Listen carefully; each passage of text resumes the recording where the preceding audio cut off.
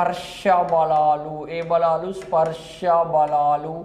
Yes. రెండవది క్షేత్ర బలాలు. ఎస్, క్షేత్ర బలాలు. ఫీల్డ్ ఫోర్సెస్ అంటాం. ఫస్ట్ దేని? కాంటాక్ట్ ఫోర్సెస్ అంటాం. స్పర్శ బలాలు, క్షేత్ర బలాలు. ఇక్కడ బలాలు ఎన్ని రకాలు? స్పర్శ బలాలు, క్షేత్ర బలాలు. మరి స్పర్శ బలాలు అంటే ఏంటి? రెండు వస్తువులు ఒకదానితో ఒకటి స్పర్శలో ఉన్నప్పుడు, రెండు వస్తువులు ఒకదానితో ఒకటి స్పర్శలో ఉన్నప్పుడు కలగజేసే బలాన్ని ఏమంటున్నాం? స్పర్శ బలం అంటున్నాం. రెండు వస్తువులు ఒకదానితో ఒకటి, రెండు వస్తువులు ఒకదానితో ఒకటి స్పర్శలో ఉన్నప్పుడు, దేంట్లో ఉన్నప్పుడు? స్పర్శలో ఉన్నప్పుడు అవి కలగజేసే బలాన్ని ఏ బలం అంటున్నాం? స్పర్శ బలం అంటున్నాం. ఫర్ ఎగ్జాంపుల్, పొదిగల లేవగానే మనం ఏం చేస్తామంటే టూత్ పేస్ట్ను పెట్టుకుంటాం. దేనిపైన? బ్రష్ పైన పెట్టుకుంటాం. పేస్ట్ది క్యాప్ తీసేసేసి ఇట్లా ప్రెస్ చేస్తాం. అంటే టూత్ పేస్ట్ నీ చేతిలో ఉంటుంది. నీ చేతిలో ఉన్నప్పుడు నీ చెయ్యి మరియు టూత్ పేస్ట్ రెండు ఒకదానితో ఒకటి స్పర్శలో ఉంటాయి. అప్పుడు నీ ఫింగర్స్ అనేది ఈ టూత్ పేస్ట్ పైన బలాన్ని ప్రయోగించడం వల్ల పేస్ట్ ఏమవుతుంది? బయటకు రావడం అనేది జరుగుతుంది. ఇక్కడ రెండు వస్తువులు ఒకదానితో ఒకటి స్పర్శలో ఉన్నాయి. ఇప్పుడు కలగజేసే బలాలను ఏ బలాలు అంటున్నాం మనం? స్పర్శ బలాలు అంటున్నాం. ఏ బలాలు అంటున్నాం? స్పర్శ బలాలు అని అంటున్నాం. మరి క్షేత్ర బలాలు అంటే ఏంటి? క్షేత్ర బలాలు అంటే ఏంటి? రెండు వస్తువులు స్పర్శలో లేనప్పుడు, రెండు వస్తువులు ఒకదానితో ఒకటి స్పర్శలో లేనప్పుడు వాటి మధ్యలో పనిచేసే బలాలను ఏ బలాలు అంటున్నాం? క్షేత్ర బలాలు అంటున్నాం. రెండు వస్తువులు స్పర్శలో లేనప్పుడు, వస్తువులు స్పర్శలో లేనప్పుడు వీటి మధ్యలో పనిచేసే బలాలను ఏ బలాలు అంటున్నాం? క్షేత్ర బలాలు అంటున్నాం. ఒకదానితో ఒకటి అసలు టచ్లో ఉండవు, కానీ వీటి మధ్యలో ఏం పనిచేస్తాయి? కొన్ని రకాల బలాలు అనేవి పనిచేస్తాయి. మేబీ అవి ఆకర్షణ బలాలు కావచ్చు, మేబీ వికర్షణ బలాలు అనేవి కావచ్చు. సో అలాంటి బలాలను ఏ బలాలు అంటున్నాం? క్షేత్ర బలాలు అంటున్నాం. ఫర్ ఎగ్జాంపుల్, అయస్కాంతం అనేది చిన్న ఇనుప ముక్కను తన వైపుకు ఆకర్షించడం. ఇనుప ముక్క కొంచెం దూరంలో ఉంటుంది, అయస్కాంతం ఇక్కడ ఉంటుంది. ఈ రెండింటి మధ్యలో స్పర్శ అనేది ఉందా అండి? ఈ రెండింటి మధ్యలో స్పర్శ అనేది లేదు. కానీ ఈ ఇనుప ముక్క అనేది అయస్కాంతం వైపు ఆకర్షించబడుతుంది. అంటే ఈ రెండింటి మధ్యలో ప్రత్యేకమైన బలాలు అనేవి పనిచేస్తున్నాయి. ఇలాంటి బలాలను ఏ బలాలు అంటున్నాం మనం? క్షేత్ర బలాలు అని అంటున్నాం. ఏ బలాలు అంటున్నాం? క్షేత్ర బలాలు అంటున్నాం. మరలా ఈ స్పర్శ బలాలను వివిధ రకాలుగా డివైడ్ అనేది చేయొచ్చు. మరలా ఈ స్పర్శ బలాలను వివిధ రకాలుగా డివైడ్ చేయడానికి మనకు అవకాశం అనేది ఉంది. ఏంటి దీంట్లో? ఫస్ట్ వన్ కండర బలం. ఏ బలం? కండర బలాలు. స్పర్శ బలాలలో ఒక రకమైంది కండర బలాలు. నెక్స్ట్ రెండవది ఘర్షణ బలాలు. ఏంటి? ఘర్షణ బలాలు. మూడవది ఏంటంటే అభిలంబ బలం. ఏ బలం? అభిలంబ బలం. నాలుగవది వచ్చేసి తన్యత బలం. అంటే స్పర్శ బలాలను తిరిగి 4 రకాలుగా విభజించవచ్చు. 1 కండర బలాలు, 2 ఘర్షణ బలాలు, 3 అభిలంబ బలాలు, 4 తన్యత బలాలుగా విభజించవచ్చు. అదేవిధంగా క్షేత్ర బలాలను ఎన్ని రకాలుగా డివైడ్ చేయొచ్చు? అవి ఏంటి? క్షేత్ర బలాలను ఫస్ట్ మనము ఏ విధంగా డివైడ్ చేయొచ్చు? అయస్కాంత బలాలు, నెక్స్ట్ స్థావర విద్యుత్ బలాలు,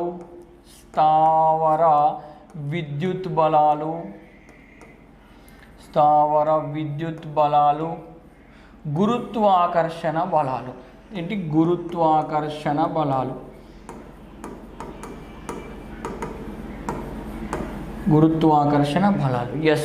ఇక్కడ ఏమంటున్నాం మనం? స్పర్శ బలాలను 4 రకాలుగా డివైడ్ చేసాం. క్షేత్ర బలాలను 3 రకాలుగా డివైడ్ చేసాం. ఫస్ట్ వన్ అయస్కాంత బలాలు, సెకండ్ వన్ స్థావర విద్యుత్ బలాలు, థర్డ్ వన్ గురుత్వాకర్షణ బలాలుగా డివైడ్ చేయడం అనేది జరిగింది. మరి ఇక్కడ స్పర్శ బలాలు ఈ 4 ఏంటేంటి? కండర, ఘర్షణ, అభిలంబ, తన్యత బలాలు కంపల్సరిగా స్పర్శలో ఉన్నప్పుడు మాత్రమే పనిచేస్తాయి. మరి ఇక్కడ చూపిస్తున్న క్షేత్ర బలాలు అయిన అయస్కాంత బలాలు, స్థావర బలాలు, గురుత్వాకర్షణ బలాలు అనేవి కంపల్సరిగా స్పర్శలో లేనప్పుడు పనిచేసేటటువంటి బలాలు. మరి ఒక్కసారి వీటికి సంబంధించిన క్లియర్ ఇన్ఫర్మేషన్ అనేది చూద్దాం. కండర బలాలు 2 వస్తువులు స్పర్శలో ఉన్నప్పుడు కండరాలకు కలగజేసే బలాలను, కండరాల వల్ల కలగజేయబడే బలాలను ఏ బలాలు అంటున్నాం? కండర బలాలు అంటున్నాం. ఎగ్జాంపుల్ ఏంటి? బకెట్ చేతితో లేపడం, పట్టుకొని నడవడం, పట్టుకొని నడవడం, లేదా ఒక వస్తువును ముందుకు నెట్టడం, లేదా ఒక వస్తువును వెనకకు లాగడం. అంటే మన కండరాలను ఉపయోగించి చేసే బలాలను, అప్లై చేసే బలాలను ఏ బలాలు అంటున్నాం? కండర బలాలు అంటున్నాం. నేను ఇప్పుడు ఈ పాయింటర్ తోటి ఇక్కడ రాస్తున్నాను. ఏంటి? ఈ పాయింటర్ని పట్టుకున్నాను, నా కండరాలు అనేవి ఉపయోగపడుతున్నాయి. నేను ఈ వైట్ బోర్డు పైన, డిజిటల్ బోర్డు పైన రాస్తున్నాను అంటే దానికి గల కారణం ఏంటి? కండర బలాలు అనేవి పనిచేస్తున్నాయి. ఒక బిందెను నేను నెత్తి మీద పెట్టుకుంటున్నాను, ఏ బలాలు పనిచేస్తున్నాయి? కండర బలాలు పనిచేస్తున్నాయి. రైతు పొలంలో దున్నుతున్నాడు, ఏ బలాలు పనిచేస్తున్నాయి? కండర బలాలు పనిచేస్తున్నాయి. నువ్వు బ్యాట్ పట్టుకొని క్రికెట్ ఆడుతూ ఉన్నావు, క్రికెట్ ఆడుతున్నప్పుడు ఏ బలాలు పనిచేస్తున్నాయి? కండర బలాలు అనేవి పనిచేస్తున్నాయి. అంటే 2 వస్తువులు స్పర్శలో ఉన్నప్పుడు కండరాలు కలగజేసే బలాలను ఏ బలాలు అంటున్నాం? కండర బలాలు అని అంటున్నాం. నెక్స్ట్ ఘర్షణ బలాలు అంటే ఏంటి? ఘర్షణ బలాలు అంటే ఏంటి? ఫర్ ఎగ్జాంపుల్ ఇది ఒక ఉపరితలం అండి, ఇది ఒక ఉపరితలం. ఫర్ ఎగ్జాంపుల్ దీన్ని రోడ్ అనుకుందాం. దీనిపైన ఒక వాహనం అనేది కదులుతూ ఉంది. ఎస్, ఒక వస్తువు మరొక ఉపరితలంపై కదులుతున్నప్పుడు దీని యొక్క చలనాన్ని వ్యతిరేకించే బలాలను, ఈ వస్తువు యొక్క చలనాన్ని వ్యతిరేకించే బలాలను ఏ బలాలు అంటున్నాం? ఘర్షణ బలాలు అంటున్నాం. ఏమంటున్నాం?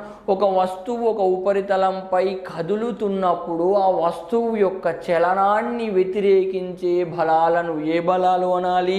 ఘర్షణ బలాలు అనాలి. అంటే ఈ వాహనం అనేది ఈ రోడ్డుపై కదులుతున్నప్పుడు ఈ రోడ్డు ఏం చేస్తుంది? ఈ వాహనం యొక్క కదలికను వ్యతిరేకిస్తుంది, ఆపేస్తుంది, దాని యొక్క వేగాన్ని తగ్గిస్తుంది. అలాంటి బలాలను ఏమంటున్నాం? ఘర్షణ బలాలు అంటున్నాం. ఏ బలాలు అంటున్నాం? ఘర్షణ బలాలు అని అంటున్నాం. ఈ విషయాన్ని కూడా క్లియర్గా గుర్తుపెట్టుకోవాలి. ఘర్షణ బలాలకు సంబంధించిన ఇంకొద్ది ఇన్ఫర్మేషన్ని మనం ఇక్కడ క్లియర్గా డిస్కస్ చేద్దాం. దానికంటే ముందు అభిలంబ బలం అంటే ఏంటి? ఒక వస్తువు పైన లంబ దిశలో పనిచేసేటటువంటి బలాలను ఏమంటున్నాం? అభిలంబ బలాలు అంటున్నాం. ఫర్ ఎగ్జాంపుల్ ఇక్కడ ఏంటి? ఉపరితలం పైన ఒక బాక్స్ అనేది ఉంది అనుకుందాం, ఏదైనా బాక్స్ అనేది ఉంది. దీనిపైన లంబ దిశలో పనిచేసేటటువంటి బలాలను ఈ ఉపరితలం నుండి ఈ వస్తువు పైకి లంబ దిశలో పనిచేసేటటువంటి బలాలను ఏ బలాలు అనాలి?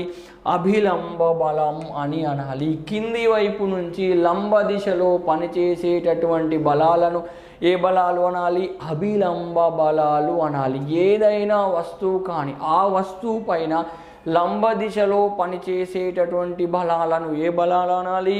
అభిలంబ బలాలు అనాలి. నెక్స్ట్ తన్యత బలాలు. ఏ బలాలండి?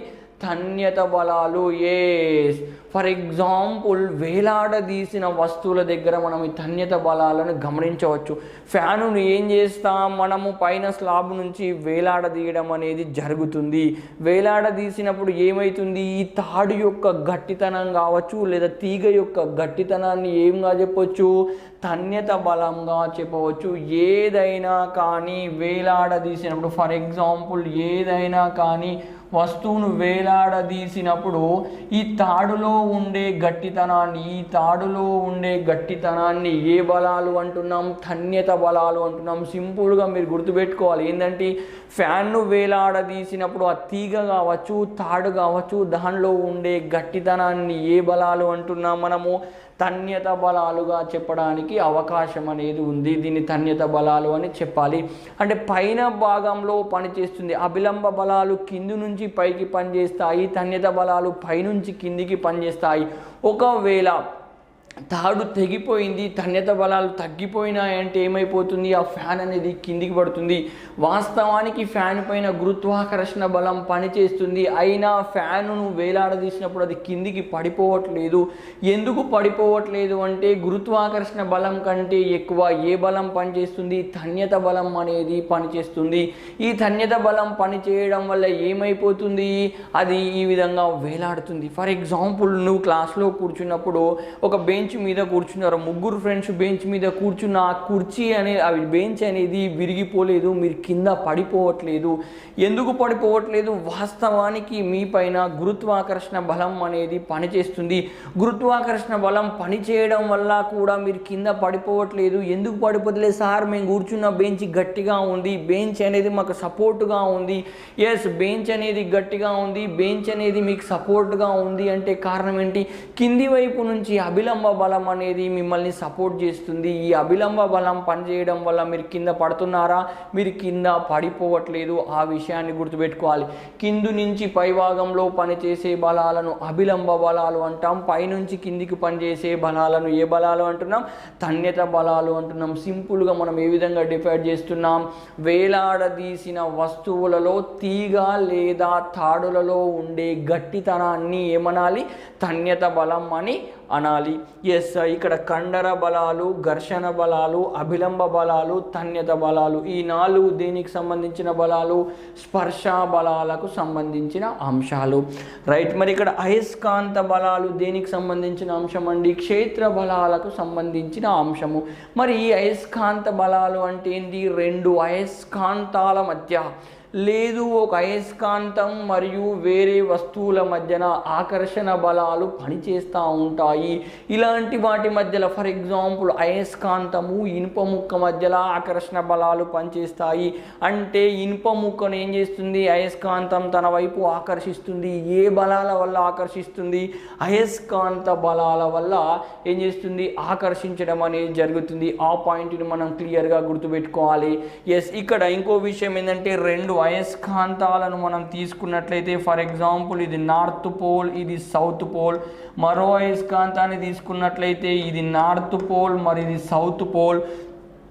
ఎప్పుడైనా 2 అపోజిట్ పోల్స్ మధ్యన ఆకర్షణ బలాలు అనేవి పనిచేస్తాయి. సౌత్ నార్త్ మధ్యలో ఏ బలాలు పనిచేస్తాయి, ఆకర్షణ బలాలు అనేవి పనిచేస్తాయి. అదేవిధంగా నార్త్ సౌత్ మధ్యలో కూడా ఈ 2 కూడా అపోజిట్లో ఉన్నాయి. ఇక్కడ కూడా ఏ బలాలు పనిచేస్తాయి, ఆకర్షణ బలాలు అనేవి పనిచేస్తాయి.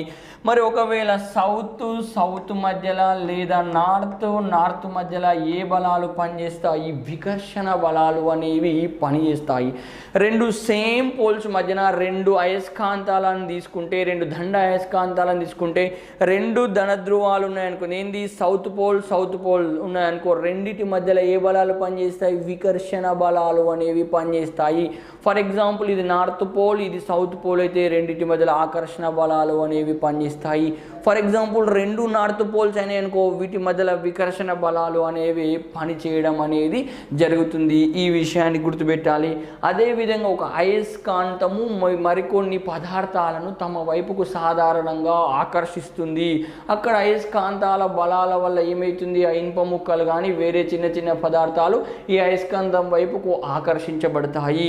అంటే ఇప్పుడు చూడండి, అయస్కాంతం ఇక్కడ ఉంది, ఇనుప ముక్క ఇక్కడ ఉంది, వీటి మధ్యలో స్పర్శ ఉందా, స్పర్శ లేదు. కానీ ఇనుప ముక్క అయస్కాంతం వైపు ఆకర్షించబడి దగ్గరికి వెళ్తుంది. స్పర్శలో లేకుండా వీటి మధ్యలో పనిచేసే బలాలు ఉన్నాయి. కావున అలాంటి బలాలను ఏ బలాలు అనాలండి, క్షేత్ర బలాలు అని అనాలి. ఇదంతా అయస్కాంత బలాలకు సంబంధించింది. ఇంకా పూర్తి ఇన్ఫర్మేషన్ ఈ అయస్కాంతానికి సంబంధించిన విషయాన్ని అయస్కాంతత్వం చాప్టర్లో మనం క్లియర్గా అక్కడ డిస్కస్ అనేది చేద్దాం.